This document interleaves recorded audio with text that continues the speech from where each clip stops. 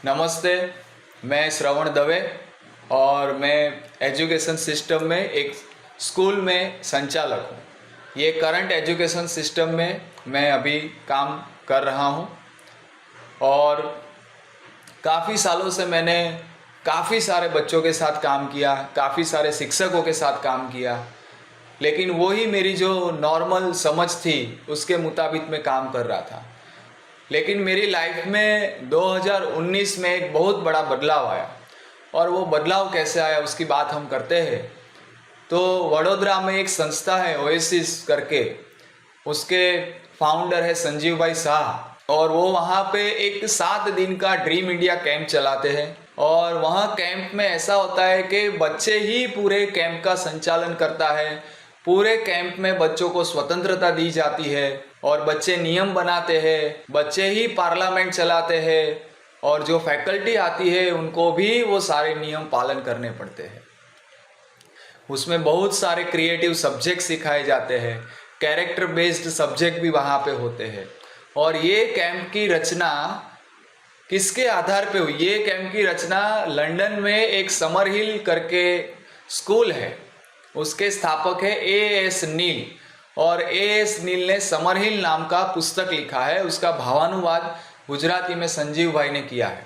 ये जो स्कूल है वो स्वतंत्रता के सिद्धांत पे चल रही है और वहाँ पे बच्चों को कंपलसरी कोई क्लास में नहीं जाना है। टीचर के लिए टाइम टेबल है लेकिन बच्चों के लिए कोई टाइम टेबल नहीं है। बच्चों को वहाँ पे पूरी स्वतंत्रता दी जाती है और नील ऐसा मानते हैं कि अगर बच्चे को सही तरीके से स्वतंत्रता दी जाए तो बच्चा खुद जिम्मेदार बनता है और खुश रहता है। तो इसके आधार पर ये कैंप की रचना हुई है और मैं वो कैंप में गया और मैंने 7 दिन तक पूरे कैंप की प्रोसेस देखी। मैंने बच्चे को ऑब्जर्व किया, वहाँ पे जो बच्चे आते हैं मैंने उनको देखा, मेरे होश उड़ गए। मैं समझ नहीं पाया कि इतने सालों से मैं स्कूल चला रहा हूँ लेकिन मुझे सही शिक्षा क्या होती है, बच्चों के साथ काम कैसे करना है, वो मुझे पता ही नहीं था और मैंने काफ़ी बच्चों का नुकसान भी किया होगा। लेकिन मुझे एजुकेशन में कैरेक्टर बिल्डिंग कैसे करते हैं, बच्चों के साथ काम कैसे करना है और सही तरीके से अगर बच्चों के साथ हम काम करें तो कितना वंडरफुल रिजल्ट मिलता है, ये मैंने 7 दिन में यहाँ पे देखा।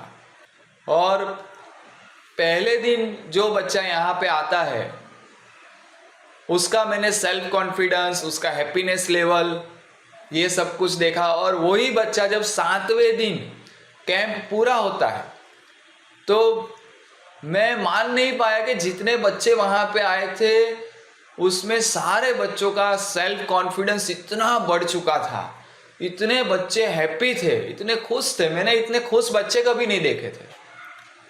तो मेरा एजुकेशन सिस्टम में रहते हुए जो मेरा एक्सपीरियंस था, जो मेरे अनुभव थे और जो मेरी समझ थी, उसमें गहराई से बदलाव आया, मेरी सोच में बदलाव आया, मेरी समझ वहाँ पे पूरी क्लियर हुई कि बच्चों के साथ कैसे काम करना है।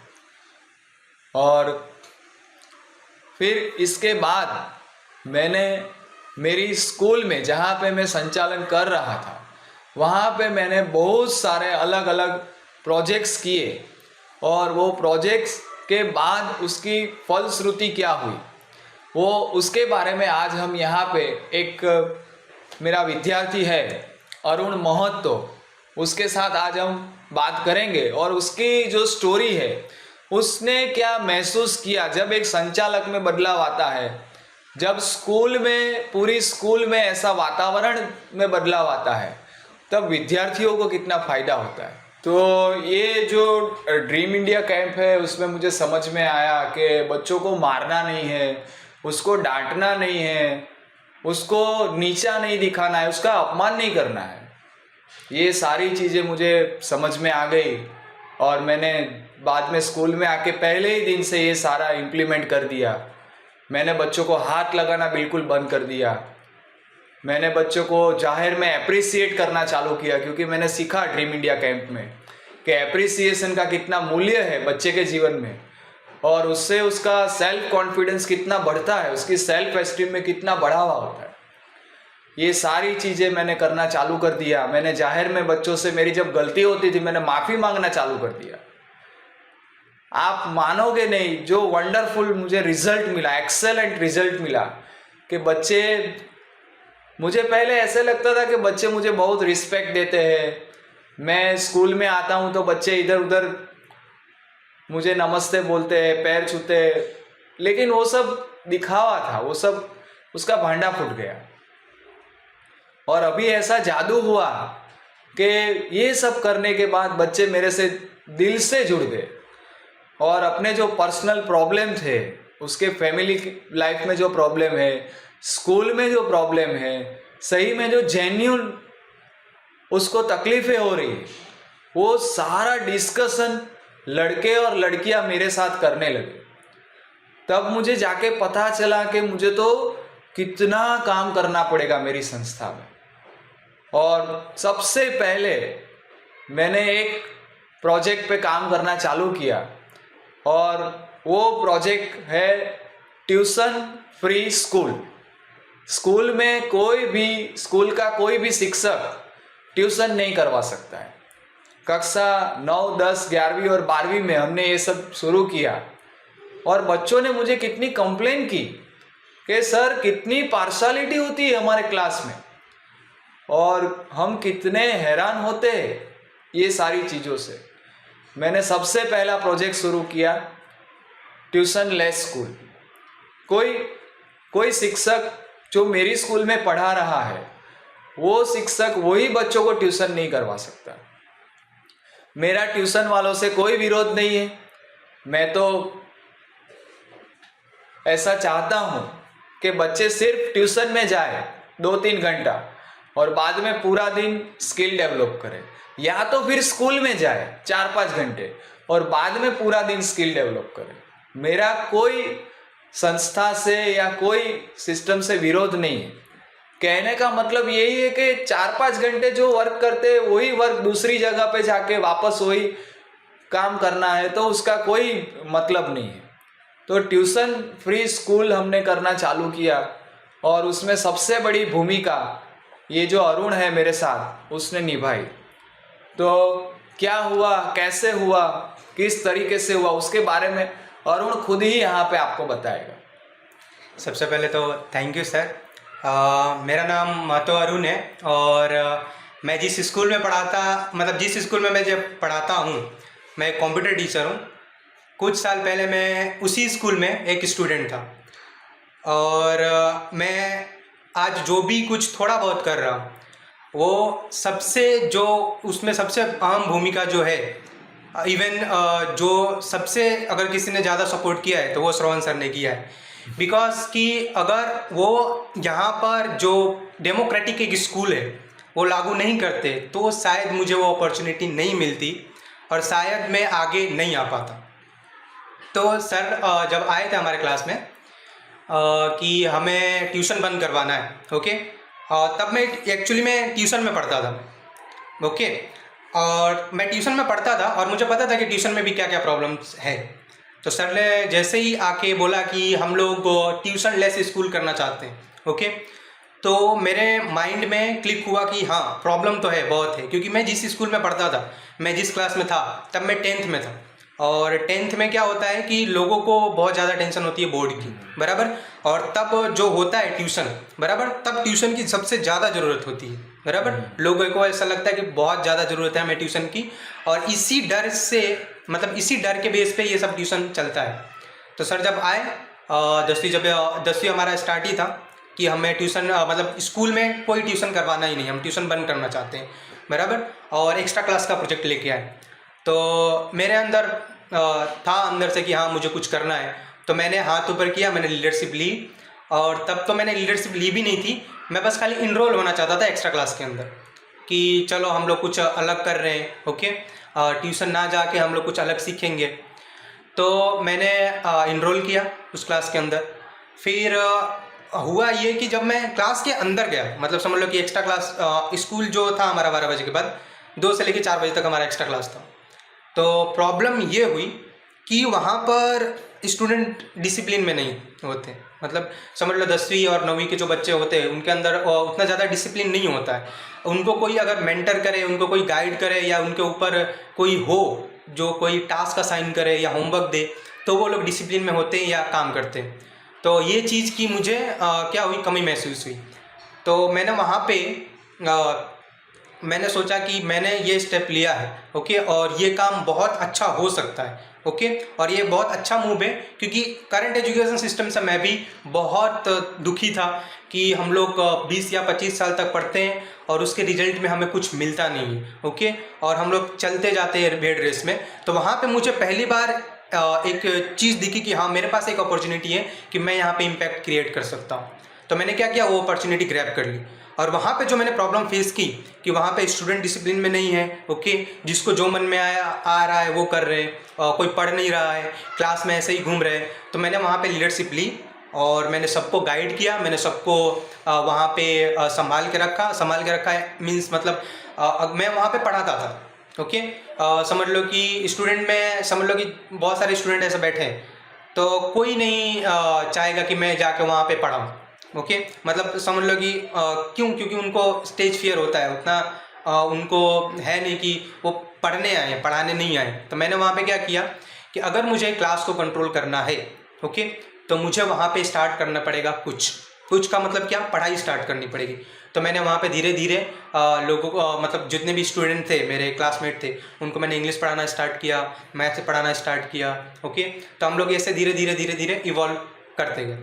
उसके बाद जब हम लोग स्टेबल हो गए, मतलब जो एक्स्ट्रा क्लास का प्रोजेक्ट था 10 या 15 दिन के बाद ऐसा लगने लगा कि हाँ ये आगे जाएगा। तो वहाँ पर प्रॉब्लम ये थी कि समझ लो कि मैं भी एज ए स्टूडेंट ही था 10वीं में, ओके। तो मैं 10वीं में रह के 10वीं वालों को कैसे पढ़ा सकता हूँ, ओके।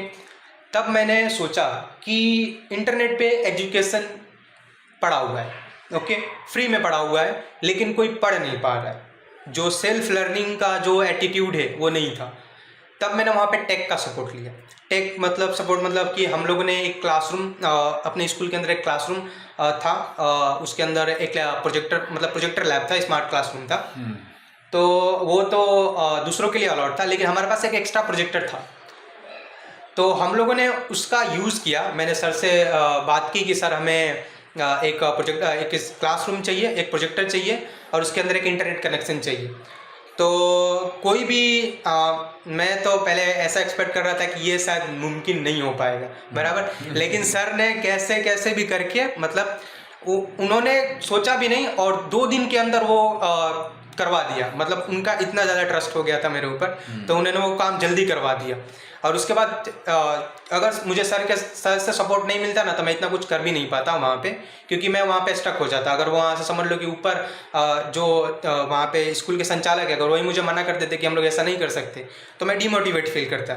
लेकिन वहाँ पे जो सर थे उन्होंने क्या किया, उन्होंने तुरंत 2 दिन के अंदर प्रोजेक्टर रूम लगा दिया, इंटरनेट कनेक्शन आ गया।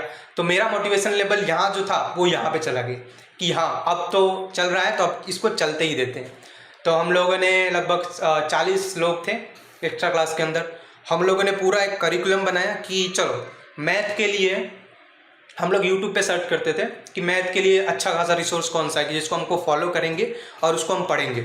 और उसके अंदर हमारा प्रोसेस भी बहुत अलग था कि हम लोग वीडियो लेक्चर तो देखते ही थे, लेकिन सेल्फ लर्निंग खाली वीडियो लेक्चर देख के नहीं होता, और हम लोग सेल्फ लर्निंग कर रहे थे एज अ कम्युनिटी।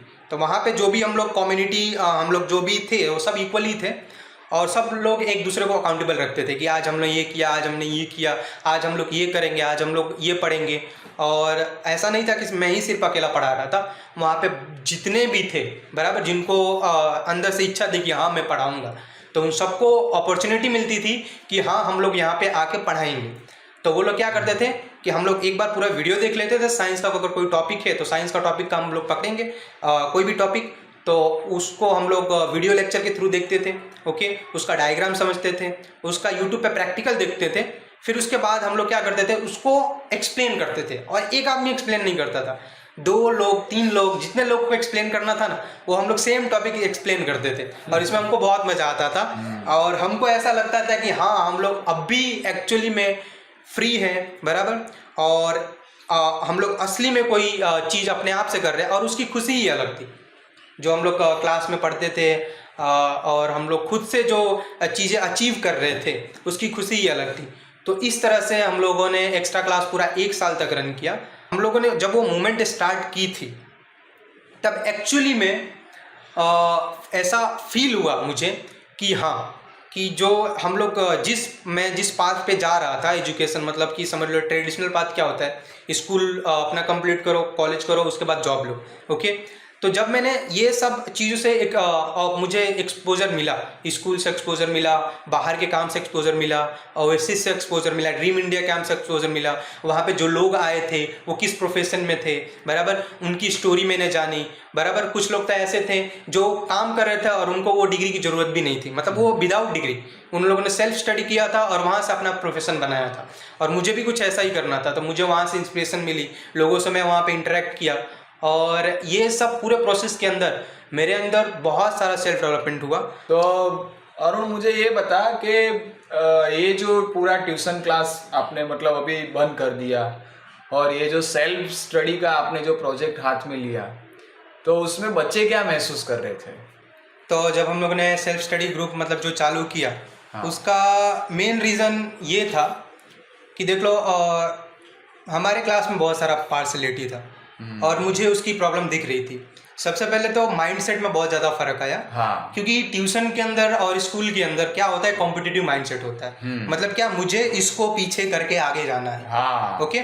और ये सबसे बहुत बड़ी प्रॉब्लम थी और अभी भी बहुत जगह प्रॉब्लम है कि ट्यूशन में क्या होता है, समझ लो कि 2 टीचर है, ओके, 2 टीचर मैथ के, तो वो लोग मैथ पढ़ाते हैं और वो दोनों ट्यूशन करवा रहे हैं। तो वो लोग क्या करेंगे, अपने स्टूडेंट को आगे लेके आएंगे, मतलब चाहेंगे कि मेरा स्टूडेंट का ब्रांडिंग हो, इसलिए वो लोग आगे वाले बच्चे को या फिर अपने ट्यूशन वाले बच्चे को ज़्यादा पढ़ाएंगे और दूसरे वाले बच्चे से कंपेयर करेंगे, ओके, और एक तरह से उसको अपना कॉम्पिटिटर बनाएंगे और उसको इन्फ्लुएंस करेंगे। भले वो उसका दोस्त है लेकिन वो बोलेंगे कि तुझे इससे ज़्यादा मार्क्स आना चाहिए, ओके, और दूसरे ट्यूशन वाले से समझ लो कि ऐसा कंपटीशन करवाएंगे। तो इसमें सबसे बड़ा जो लॉस है ना वो स्टूडेंट का होता है, क्योंकि उसके माइंडसेट पे वो इफेक्ट करता है। तो आपने ये जो सेल्फ स्टडी का प्रोजेक्ट पूरा स्टार्ट किया, तो उसमें तो ये पूरा पार्ट डिलीट ही हो गया, पूरा पार्ट डिलीट हो गया और बच्चे ही बच्चे को पढ़ा रहे हैं, बच्चे ही बच्चे को पढ़ा रहे हैं, हाँ, और वो एक दूसरे का हाथ ऊपर खींच के ऐसे एक दूसरे को ऊपर लेके आ रहे हैं, मतलब, और वहाँ पे ऐसा कॉम्पिटिटिव एनवायरनमेंट नहीं था। मतलब आपने ग्रुप स्टडी चालू कर दी, तो जैसे 5-5 बच्चे हैं उनका ग्रुप बना दिया, हाँ, और वो बच्चे ही बच्चे को, तो मतलब टीचर जब बच्चे को कुछ बोल देते हैं, डांटते हैं, तो बच्चे को बुरा लगता है, लेकिन अपना दोस्त ही जब बोलता है कि यार तुझे इतना नहीं आता है यार,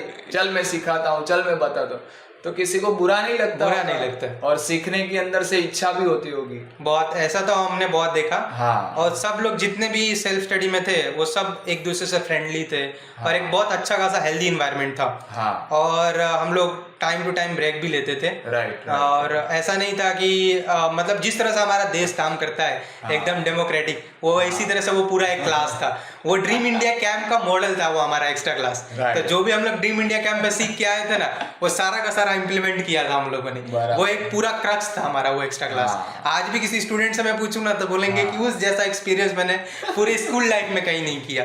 12 साल तक वो लोग स्कूल में पढ़े, लेकिन अभी भी मैं उन लोगों से पूछता हूँ कि वो एक्सपीरियंस कैसा था, हाँ, बोले तो वो सबसे बेस्ट एक्सपीरियंस था स्कूल का। और 40 जो बच्चे थे उसमें से कितने बच्चे पास हो गए उसमें? 40 में से लगभग ऑलमोस्ट कितना उसका रिकॉर्ड अभी तो इतना याद नहीं है, हाँ, हाँ, लेकिन मुझे फेल जो है उनका याद है कि 4 या 5 बच्चे फेल हुए थे। 4 या 5 बच्चे फेल होना यानी कि ऑलमोस्ट 90% रिजल्ट, तो ये इनफ है। इसमें इतना रिजल्ट तो काफ़ी स्कूलों में या ट्यूशन में जो भी एक्सपर्ट से एक्सपर्ट जगह पे जाओगे रिजल्ट इतना ही मिलता है, कभी 100% रिजल्ट कभी कहीं पे नहीं आता है। और मेन चीज़ तो ये भी थी कि जो इवेंचुअली जो फेल हुए थे ना, बराबर, हाँ, उन्होंने अपनी स्किल के ऊपर फोकस किया, हाँ, और मैंने बहुत से ऐसे स्टूडेंट को देखा तो जो एक्चुअली में जो फेल हुए थे ना, तो जो भी एक्सपोजर मिला था उनको एक्स्ट्रा क्लास के अंदर, ये एक्स्ट्रा करिकुलर हम लोग बहुत करते थे। हम लोग ना सोचते थे कि एक्स्ट्रा क्लासरूम के अंदर हम लोग 10वीं के बाद क्या करें, तो हम लोग अपॉर्चुनिटी की वीडियो देखते थे, उसके ऊपर काम करते थे। तो वहाँ पे एक्सपोजर मिला, इंटरनेट मिला बराबर, और डिस्कशन हुआ तो उनको मालूम पड़ा कि स्किल की वैल्यू क्या होती है। तो किसी न किसी ने स्किल पिकअप किया, अब आज उसी स्किल को यूज़ करके वो लोग पैसे कमा रहे हैं। बराबर है, बराबर। ऐसे तो दोस्तों, मैंने दूसरा कुछ भी नहीं किया है, मैंने खाली बच्चों के ऊपर विश्वास रखा और उसको एक ऐसा अच्छा वातावरण बना के दिया। स्कूल में एक थोड़ी सी जगह दी, थोड़ा वातावरण दिया और थोड़ा प्लानिंग में मैंने हेल्प किया। और देखो ये बच्चे कहाँ से कहाँ निकल गए। तो मुझे ये समझ में आया कि शिक्षा का काम हमें कुछ बच्चों को सिखाना नहीं है, हमें खाली वातावरण देना है, हमें खाली उनको सपोर्ट करना है। वो बच्चे खुद बहुत होशियार होते हैं। तो अरुण, आप मुझे ये बताओ अभी कि आपको जब स्कूल में स्वतंत्रता का माहौल मिला, आपके ऊपर विश्वास रखा गया, तो और कौन कौन सी चीज़ें आपकी लाइफ में क्या हुआ बदलाव? सबसे पहले तो मैंने अपने स्किल पे फोकस करना स्टार्ट किया, क्योंकि मुझे एक प्लेटफॉर्म मिला था जहाँ पर मैं क्या कर सकता हूँ, अपने आप को स्किल इस लेवल अप कर सकता था। तो मैंने क्या किया कि मेरा गोल था कि मुझे सॉफ्टवेयर इंजीनियर बनना है। अच्छा। तो उसके लिए मैंने क्या किया, सेल्फ स्टडी करना स्टार्ट कर दिया 10वीं से ही। तो मैंने पहले डिज़ाइन सीखा, मुझे डिज़ाइन में इंटरेस्ट आया, तो मैंने पहले डिज़ाइन सीखा। डिज़ाइन सीखने के बाद मैंने क्या किया कि उस डिज़ाइन को मुझे अप्लाई करना है। तो मैंने श्रवण सर के थ्रू एक रेफरल मांगा, तो वहाँ पे मैंने जाकर वहाँ पे जॉब भी किया वो डिज़ाइन से। फिर उसके बाद मैंने डिज़ाइन से फ्रीलांसिंग भी की। फिर उसके बाद मुझे जब डिज़ाइन आ गया तो अभी मुझे जितना भी एक्स्ट्रा टाइम मिलता था तो मैं अपने आप को स्किल करता था। तो मुझे सॉफ्टवेयर इंजीनियर बनना था, तो मैंने कोडिंग करना स्टार्ट कर दिया, मैंने कंप्यूटर साइंस के बारे में जानना स्टार्ट कर दिया। फिर उसके बाद मैं कंप्यूटर में जो भी सॉफ्टवेयर कैसे बनते हैं, वेबसाइट कैसे बनती है, तो मैंने वो सब सीखना स्टार्ट कर दिया। और ये सब इसलिए हुआ क्योंकि वहाँ पे जो इन्वायरमेंट मुझे मिला और जो मुझे रिसोर्सेस मिले और जो मुझे सर ने मेरे ऊपर इतना ट्रस्ट रखा कि उन्होंने मुझे कंप्यूटर लैब दिया, उन्होंने मुझे एक स्पेस दिया जहाँ पे मैं पढ़ सकता था, अपनी नॉलेज को टेस्ट कर सकता था। तो उसमें बहुत ज़्यादा हेल्प सर ने की कि वो इन्वायरमेंट मिला, उसकी वजह से मैंने ये सब सारी की सारी skill over the time acquire कर पाई। तो ये जो आपका इंजीनियर का गोल था, वो बचपन से ही आपने सोच के रखा था कि मैं इंजीनियर बनूंगा, ऐसा? नहीं, मैंने 8वीं या 7वीं क्लास में कंप्यूटर की बुक देखी थी। अच्छा। लास्ट पेज में क्या था, वहाँ पे ना नाम थे पहले जैसे मान लो बिल गेट्स है, वो माइक्रोसॉफ्ट के फाउंडर, मतलब फिर बाद में स्टीव जॉब्स। तो मैंने वो लास्ट पेज में मैंने देखा अरे ये लोग करते क्या है। तो वहाँ से मैंने स्टार्ट किया और मुझे भी टेक्नोलॉजी में इंटरेस्ट था। तो मुझे ऐसा वहाँ से मुझे इंस्पिरेशन मिली कि मुझे कुछ ऐसा करना है। तो मैंने वहाँ से अपना स्टडी स्टार्ट कर दिया, मतलब वहाँ से मेरा गोल सेट हुआ। लेकिन आपको ये जो वातावरण मिला है वो 10वीं में मिला, और उसके बाद आपने इसके ऊपर काम करना चालू किया और आप फोकस करके आप ज़्यादा मतलब। और आपने जो वो डायरी दी थी ना, तो बोला था कि यहाँ पे आप अपना टाइम नोट करना, वो नवनीत की डायरी में बोलना भूल गया था। सर ने जो डायरी दी थी ना, तो मैं जो भी डिज़ाइन सीखता था, सेल्फ स्टडी करता था, वो पूरी डायरी मैंने कंप्लीट कर दी थी शॉर्टकट की से, शॉर्ट नोट से बराबर। तो मैंने वहाँ से डिज़ाइन जो सीखना स्टार्ट किया था, ग्राफिक डिज़ाइन। तो सर की मदद से, मतलब सर ने बताया कि हमारा जो टाइम है उसको मैनेज करना चाहिए, अकाउंटेबल रखना चाहिए, और ये सारी की सारी जितनी भी सॉफ्ट स्किल है ना, हार्ड स्किल हम लोग सीख सकते हैं। हार्ड स्किल कब सीख सकते हैं, जब हमारे पास वो सारी की सारी सॉफ्ट स्किल हो। जैसे टाइम मैनेजमेंट अगर मुझे नहीं आता तब मुझे सीखने में बहुत ज़्यादा टाइम जाता था। तो ये मैंने टाइम मैनेजमेंट मैंने सीखा था, सर से सीखा, और उसके बाद मैंने DIC से सीखा था ये टाइम मैनेजमेंट। तो उसको मैंने इम्प्लीमेंट किया, सर ने जो डायरी दी थी और उस डायरी में मैं नोट करता था और डिज़ाइन सीखता था और पूरी वो डायरी है ना, वो पूरी फुल हो गई। आज भी मैं उसे रेफरेंस के लिए खोलता हूँ। तो दोस्तों, ये समझने की बात ये है कि जब एक बच्चे को वातावरण मिलता है और उसके ऊपर विश्वास रखा जाता है। और उनकी मम्मी भी मुझे रेगुलर मिलने आती थी और उनको भी मैंने बताया कि आप और उनको फ्रीडम दो, आप उसको कुछ भी रोक टोक मत करो, मेरी जिम्मेदारी है और उनके प्रति पूरी। और जब इतना विश्वास हम बच्चे के ऊपर रखते हैं तो कभी वो बच्चा गलत नहीं सोच सकता, गलत नहीं कर सकता, ऐसा मुझे लगता है। और वो सेल्फ मैनेजमेंट करने लगा अपने आप को, उसको ऐसा उसका सेल्फ एस्टीम बढ़ा, सेल्फ कॉन्फिडेंस बढ़ा कि मेरे ऊपर ये सब लोग यहाँ पे विश्वास कर रहे हैं। मुझे स्वीकार रहे। इसका रिजल्ट ये हुआ दोस्तों कि अरुण पूरा दिन कंप्यूटर लैब में बैठता था, मुझे पता है, सब कुछ नया नया सीखता गया। और एक दिन ऐसा आया कि पूरे स्कूल का कंप्यूटर लैब हो, चाहे ऑडियो विजुअल रूम हो, कुछ भी हो, हमारा आईटी डिपार्टमेंट का मेंटर अरुण बन गया। और 10वीं कक्षा से ही, 10वीं की कक्षा जैसे उसने पूरा उसका रिजल्ट आया, उसका 65% आया था, मुझे याद है। और उसके बाद वो हमारे स्कूल में कंप्यूटर टीचर बन गया। उसने स्टाइफंड लेना तो पहले से ही चालू कर दिया था, जब वो 10वीं में लीडरशिप ली और उसने पढ़ाना चालू किया था, तब से हम लोग उसको स्टाइफंड दे रहे थे।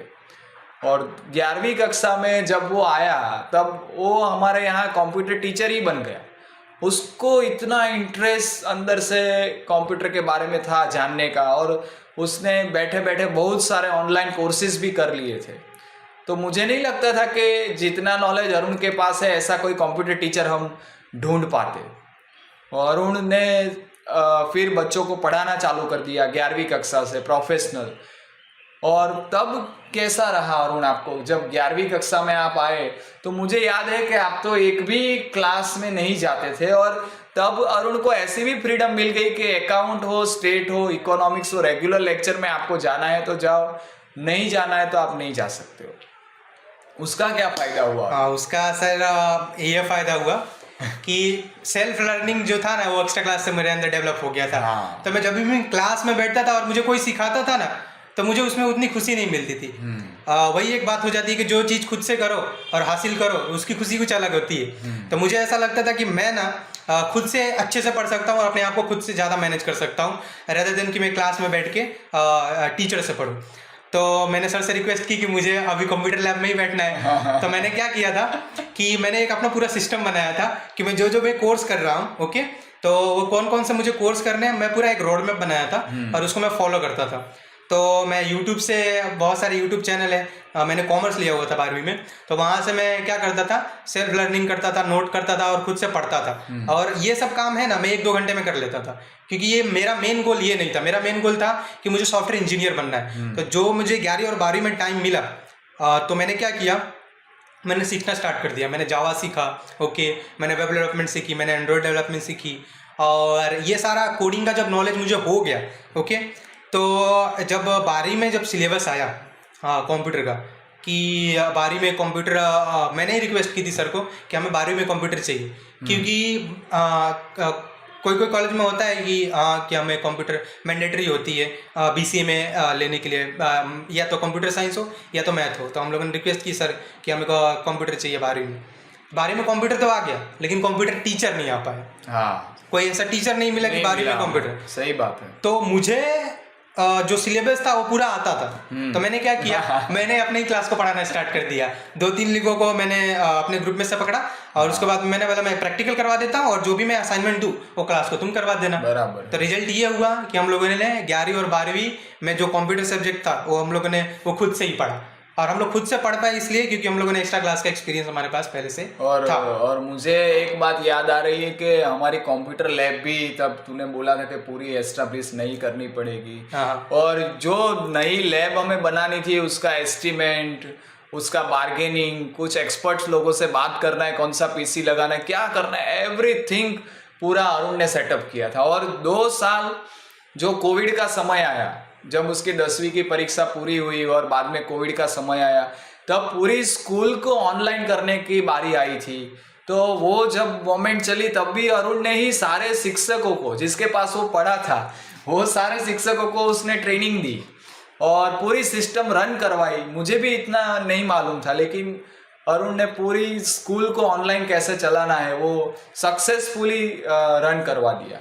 और सर इसमें एक बात मैं और ऐड करना चाहूँगा कि जब हम लोग कंप्यूटर लैब में जाते थे ना, तो मैं ना, मतलब वहाँ पे XP था, विंडो XP था, और उसके अंदर 2 GB रैम था।